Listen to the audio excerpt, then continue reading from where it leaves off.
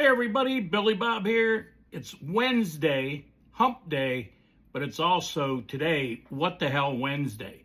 But before we get to What the Hell Wednesday, let's take a minute and show these certain, not all, whacked out liberals, elitists, and everybody how it is actually done. All right? There was a tragedy in Dallas, Texas today. There was a whack job, an evil person targeting ICE agents.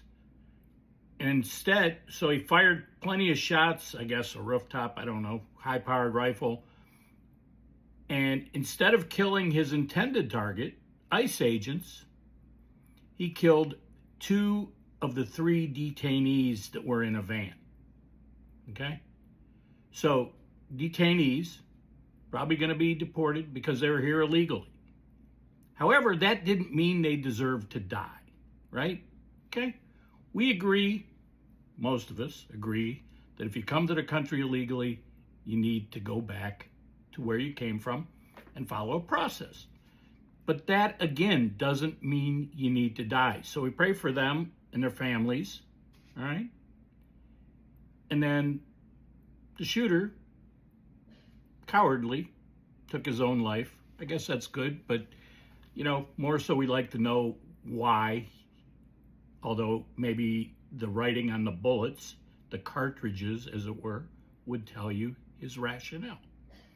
So one of it is all this rhetoric of demonizing our federal officers. It needs to stop.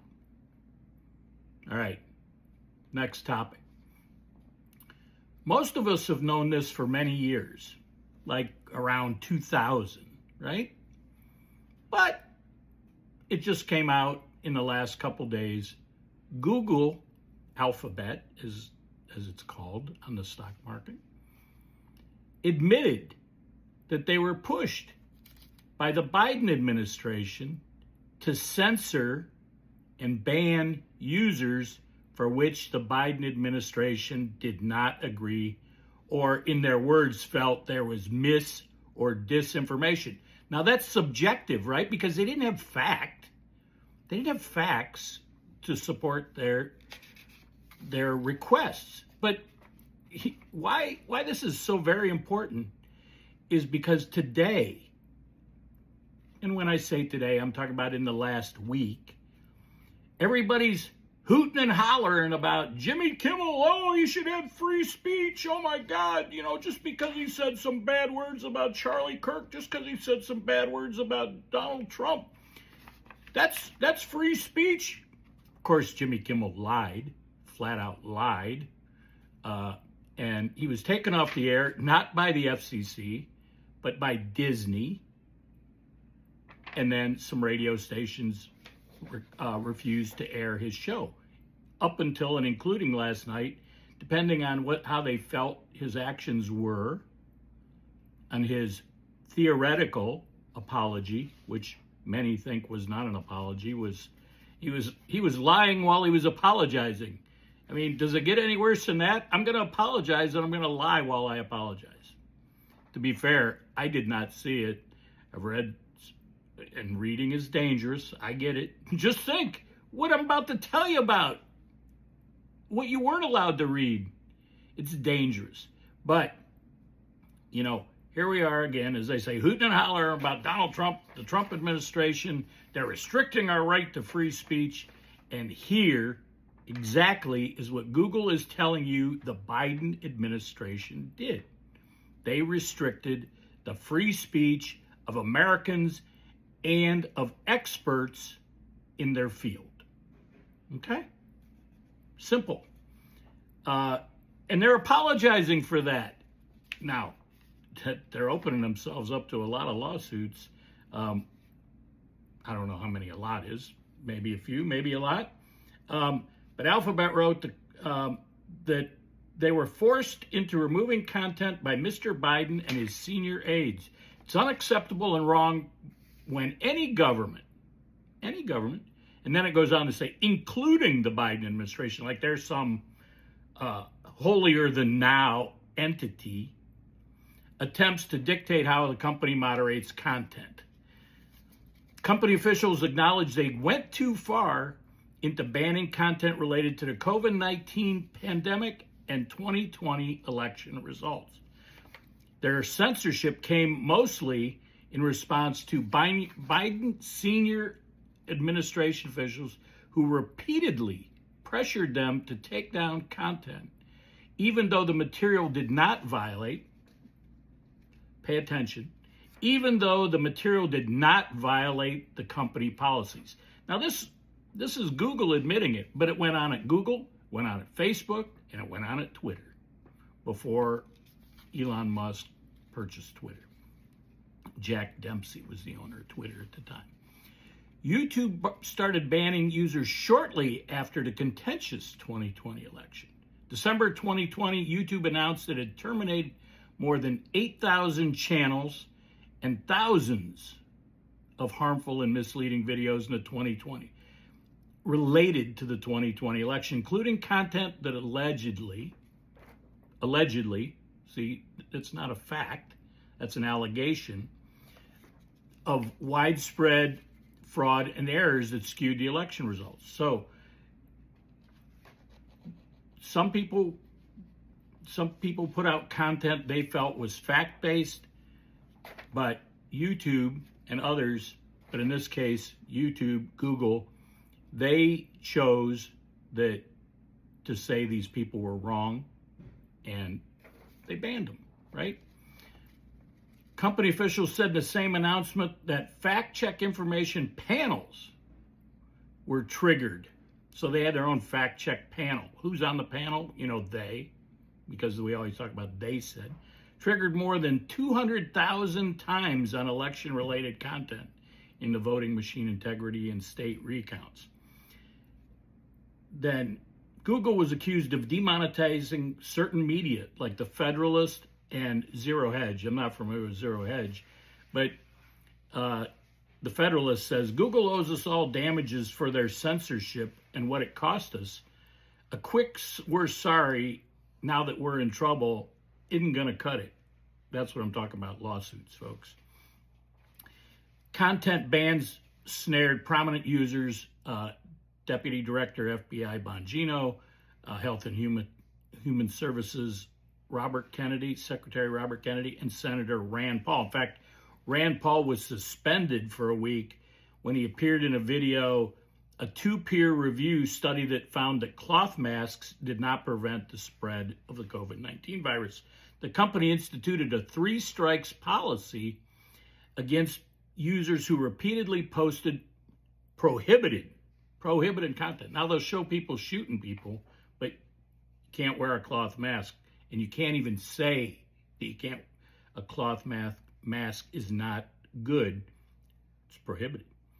So Paul, who pushed back on the COVID-19 policy's second strike, resulting in a week-long ban. By the way, there are other very prominent people, doctors, Dr. Jay Bhattacharya, who is now the National Institute of Health Director, Stanford University, Dr. Scott Atlas, Stanford University, Governor of Florida, Ron DeSantis, his YouTube videos were, these guys' videos taken down because YouTube said it was mis or disinformation. Now, DeSantis, it was a roundtable discussion with prominent doctors, including, I believe, Dr. Scott Atlas, and it was deemed misinformation and removed from the YouTube channel.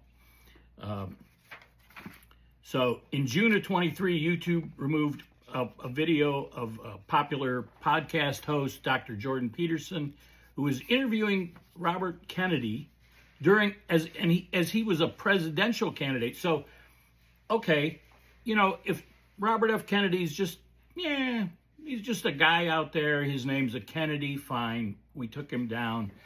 But in this case, he was a presidential candidate, and YouTube took down his videos because they disagreed with the content of the interview. Bongino was permanently banned for posting 2 videos that cast doubt on mask wearing to prevent the spread of COVID-19, which we all know that even Dr. Anthony Fauci said that masks didn't prevent the spread of COVID.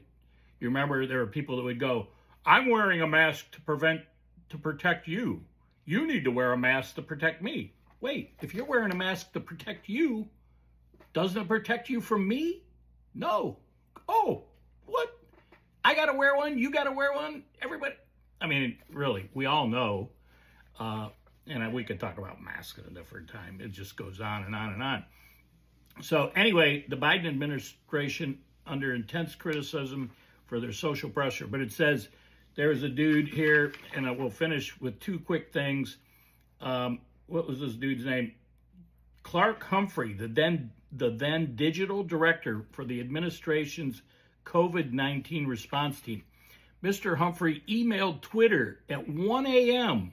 on the third day of Biden's presidency to ask them to remove a tweet posted by Robert Kennedy that suggested the death of Hank Aaron may have been tied to the coronavirus vaccine, which we know. Now, Hank Aaron was much older, but he died shortly after getting the vaccination. But we know that young men were getting, I believe it, myocarditis, which was linked as a possible, what I call it, symptom of the COVID-19 vaccine, right? So in a now dismissed lawsuit, so this lawsuit's dismissed, but U.S. District Judge Terry Doughty called the actions of the Biden administration arguably the most massive attack on free speech in United States history. Yet all we hear is how Donald Trump is attacking free speech and restricting. Lastly, you remember her, old redhead. Sometimes her hair didn't look washed, sometimes it did. Okay, I'm not going to attack her personally. Let's just stick to the facts. In July 2021, White House Press Secretary Jen Psaki announced, we've increased disinformation research and tracking within the Surgeon General's office. So the Surgeon General, I'm trying to remember him at the time, but the Deputy Surgeon General was, we all know, Rachel, the gray-haired one. All right, stay on topic here, Billy. We've increased July 2021, White House Press Secretary Jen Psaki announced, we've increased disinformation research and tracking within the Surgeon General's office.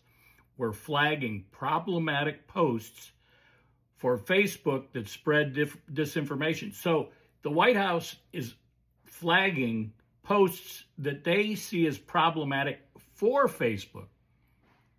Not only asking them to do it, but they're doing it for them. Ms. Psaki also revealed that senior staff for President Biden were a part of the White House's effort to suppress free speech. Okay? Listen to that again. Jen Psaki revealed that senior staff for President Biden were a part of the White House effort to suppress free speech.